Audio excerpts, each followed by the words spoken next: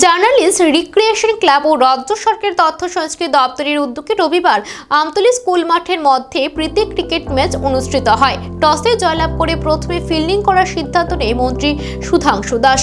ম্যাচে প্রথমে ব্যাট করতে নেমে জার্নালিস্ট রিক্রিয়েশন ক্লাব নির্ধারিত 16 ওভারে 1 উইকেট হারিয়ে 207 রান সংগ্রহ করে।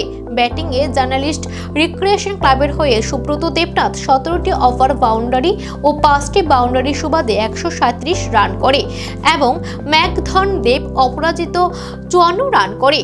জার্নালিস্ট রিক্রিয়েশন ক্লাবের দেওয়া 208 রানের জয়ের লক্ষ্য তারা করতে নেমে তথ্য সংস্কৃতি দপ্তর 16 ওভারে 3 উইকেট হারিয়ে 186 রান সংগ্রহ করে। ফলে ম্যাচে 21 রানে জয়লাভ করে জার্নালিস্ট রিক্রিয়েশন ক্লাব। জয়ের লক্ষ্যে ব্যাট করতে নেমে তথ্য সংস্কৃতি দপ্তরের হয়ে ব্যাটিংয়ে শ্রীবাস বণিক সর্বোচ্চ 79 রান করে। এছাড়াও মন্ত্রী সুধাংশু দাস 16 রান এবং টুটন্তে 41 রান করে। বোলিংয়ে জার্নালিস্ট রিক্রিয়েশন ক্লাবের হয়ে জাকির হোসেন, মনোজিৎ এবং বিশ্বজিৎ সকলে একটি করে উইকেট তুলে নেয়। এদিন ম্যাচকে কেন্দ্র করে মাঠে উপস্থিত ছিলেন মন্ত্রী সুধাংশু দাস, তথ্য সংস্কৃতি দপ্তরের অধিকর্তা বিম্বেশ্বর ভট্টাচার্য, জার্নালিস্ট রিক্রিয়েশন ক্লাবের সম্পাদক অভিষেক দে সহ আরও অনেকে পার্টিসিপেট করি। তো আজকে এখানে আসার সুযোগ হয়েছে, সত্যি খুব ভালো লাগছে। একটা সময় আমরা খেলাধুলা করেছি, এখন তো সময়ের অভাবে এটা সম্ভব হয় না।